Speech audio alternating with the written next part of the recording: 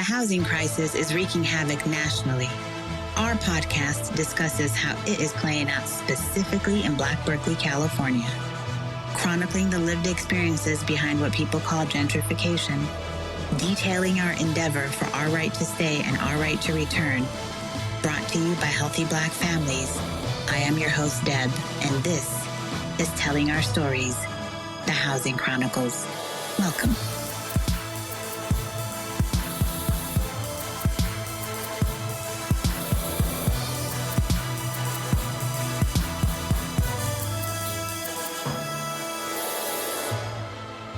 In this part 3 and final segment of our interview with Friends of Adeline, we speak with Miss Ritchie Smith, Willie Phillips, and Chris Schildt. Mary Mendoza unfortunately had an appointment she could not miss, so her presence is sorely missed here.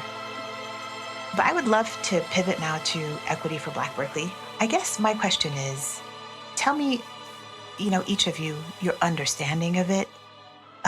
Let's begin with that. What's your understanding for equity for Black Berkeley? Should we start with you, Chris? Sure. I think so we've talked about this a little bit, but one of the things Friends of Adeline worked on for many years and continues to work on is around the city's plans and development along Adeline Corridor and Ashby-Bart, and coming back at it with our own perspective of the community's plan and the community's vision for Adeline, for Ashby-Bart, and all of the history. And we don't have time to go into all that now. But to say that in that process, something that has always struck me as profound has been the work that Healthy Black Families has been doing in the community, very much in partnership with Friends of Adeline. And sometimes it gets blurry. Where does one end and the other begin?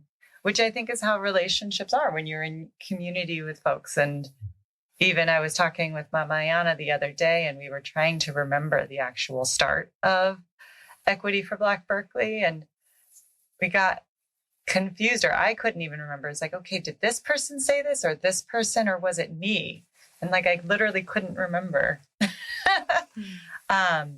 But all that to say that Healthy Black Families and the work that the organization has been doing for over a decade in South Berkeley, but so much beyond that. But this vision of a right to stay, a right to return, a right to own, a right to equity, right, in the fullest sense of that word. Mm-hmm.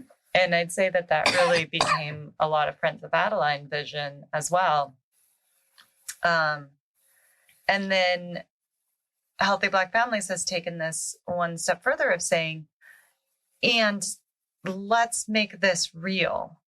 Let's move a reparative framework to actually change things in our community, but on our terms, right? And for us and with the community. And so these people's assemblies, these data gatherings, but so much of that is really about being deeply grounded in the community and in a vision. And it's intentionally and rightfully so Black-centered, and welcoming and inclusive, that all of us can work on this vision, because frankly, it is for all of us, are in different ways, but all of us will benefit from it, right? And I think that's the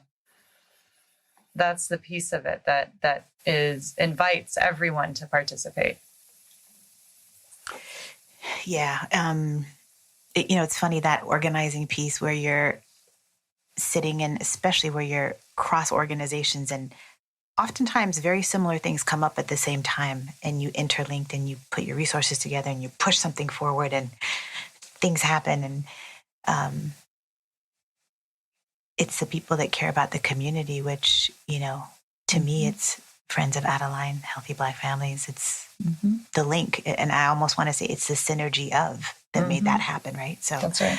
And I'm just curious about y'all's understanding, Miss Ritchie and Willie, of I'll let Ms. Smith take it. Well, as far as for Black Berkeley, there has to be some energy placed in to the financial component of the city, because we have all these entities offshore out of the country that's investing money in our communities, in our development. And until people of color can band together and build up the finance that it takes to invest in projects and get things going, we're going to be left out. I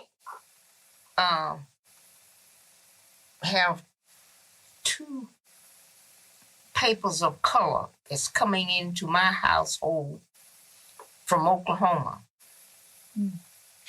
And there's a lot of history being printed in these papers and how people are coming together and developing and collecting finance and rebuilding their communities. And this is what will need to happen in our area. There are people of color that have money, but what are they investing it in? Exactly. There's so many of us. Yes. What are they investing it in? You're right. They hire people to do these investing so they could, shave off some taxes. Like we could really make things work. And until we come to that understanding and practice, we're going to be on edge. Yeah. And that's my concern. Because as I say, I get these papers and read the messages in there, and that's what's happening there. Bonding together and doing things. And I don't know if you're aware of Black Wall Street and what happened to that. Right. And they are starting to work on that and rebuild. I received a paper this week. There are 2 original people that are left from that catastrophe. And they are trying to get something out of that. They had planned to financially pay them for what they had gone through, but the judge denied it.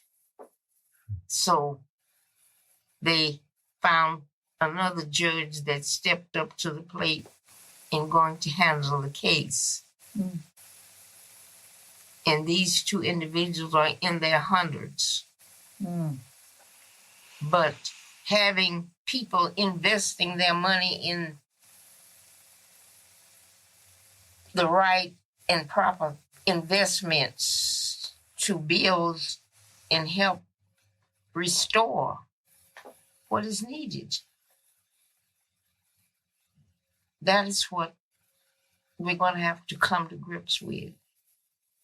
And just like the flea market, somewhere in the archives, there's a writ that said that space was to be left as it is for what it's being used for the farmers market, due to the fact that so many people of color lost their homes in that whole circle. Yeah, I've heard you say this before, Miss Ritchie. Yeah. That was to be left.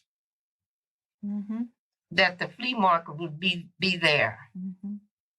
But there's somebody that's out of the country, come in with the big money, invested it, just like all these senior centers. There's a number of people that's investing in them because that's money making. But the people there are suffering. Right. They're not being taken care of in their last years. They're stressed out. Yeah. They're old. They paid their dues.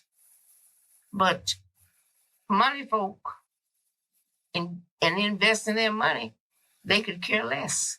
Yeah, it's criminal. So Yeah, long as the zeros keep adding up on their paper, that's what they're concerned about. And those poor people did with very little to maintain to make it thus far. But yet and still, they're still suffering. Yeah. Yes, so much work to do. But I hear you, money is a big part of it, and being able to harness money to help one another. Just the community in that. And until we come together and put some pressure on the investors, the owners of these senior dwellings, which are all in bad shape. They're in horrible They're shape. not going to have any just, but you got to make noise, loud noise. Yep. And that's what's happening at Sojourner Truth. It is. Friends of Adeline, a group of us showed up there. And the person that was in charge of that, who is a person of color. And he's talking loud and disrespectful, but he's not taking care of those old souls there. Yeah. Nobody could get a word in because he's talking about what was happening, and his only excuse was we hand out food. That's not what's important. But these are the kind of things that we're exposed to and going unnoticed, and you must make some noise That's right. to shape things up. Yep. That's some of my take on it. I'm in full agreement with Mrs. Smith. Berkeley is not a poor town. In fact, if you look at it, it's probably one of the more affluent towns. If you go up in the hills, you find that out, and you go to North Berkeley, you can find that out. Even in South and West Berkeley, it's not exactly, I would say, poor in one level, but there is disparity. And you can go to places in Berkeley, and there are people who are struggling, as Mrs. Smith mentioned before. Harriet Tubman certainly would reflect that.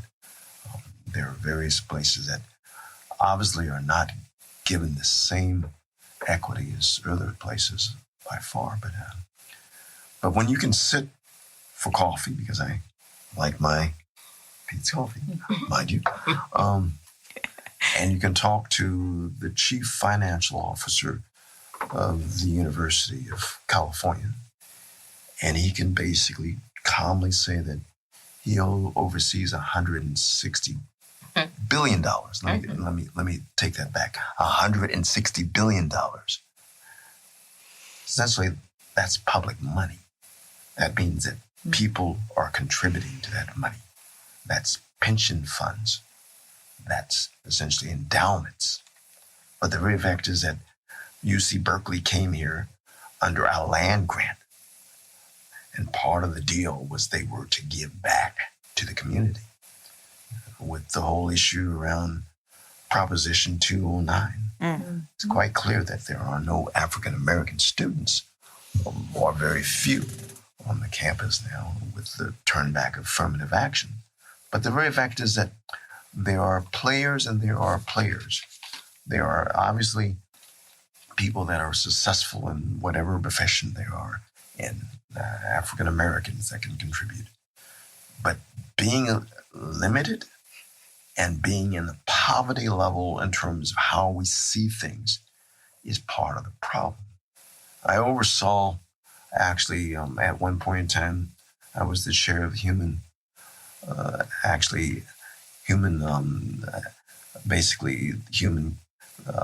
relations organization that also actually oversaw funding through community block grants. It was a small amount of money, but it's some of the same agencies that would come to our commission. We're always looking at that poverty type of mentality. They just wanted to get by. It requires vision. It requires being able to challenge what we normally have been conditioned to believe that we're not worthy of, that we can do more. I always go back to the fact is that when you're talking about the right to return, how many people what are the amount of people that you are going to reach out to? And Debbie, we've had that conversation before. Yes, you we can have a great idea, but put numbers behind it. Right. Give it some attention by the fact that you put meat, not bones, but to put meat behind it and say, what are we going to do? How many years? That's how you do anything. Is the very fact is you have a vision and then you apply that vision in terms of you put together a strategic plan or a business plan. And you work a timeline. And you work a timeline. Right. And needless to say, the amount of people that you want in a certain particular amount of time obviously gives it more merit than basically saying that we want to do right to return. The very fact is that having the ability to be able to put a vision together that surmounts the very fact is that there is reparation that's due. But even with that said, how much money can be invested in housing? How can we integrate the flea market where it's viable? How can we basically tap into federal money? How can we essentially get private money? How can we essentially do the kinds of things that take us outside of the poverty level in terms of where we've basically been dwelling all these years? And trust me, it's been many years since I've been exposed to these organizations to realize that what is lacking is vision. There's another incident coming down the pike, the Black Rep. I'm highly, highly annoyed with what they are going through. Now, they've passed out notices of a coming event on the 18th of November. The fire department inspectors came through there with a fine-tooth comb and pointed out and wrote out everything that needs to be changed. They went so far as to point out the stage drapes, whether they are fire safe. And those drapes have probably been there ever since they built that building, the city building. And one thing about it that I plan to make noise and loud noise about, they have not paid the Black Rep the money for upkeep that they paid to the Berkeley Rep and the other the shotgun. Yeah, shotgun player. And I'm working with Sean to try to come up with the papers, the years, the last time that they contributed any money to the Black Rep. And that will tell how long it's been. But to come in and go through the place, and now they can't have anything in there until it passes all these codes. They were even talking about the power panel. It may need to be even the building may need to be rewired. I said, well, that seems like that's in your ballpark. It's your building and you need to have it rewired or whatever. That's the way, when I go to their meetings, I talk, I said, well, they start saying, oh, we're not the city. We're just doing this thing. But you standing on their foundation. You standing up for the city. Let the city come in and tell us that.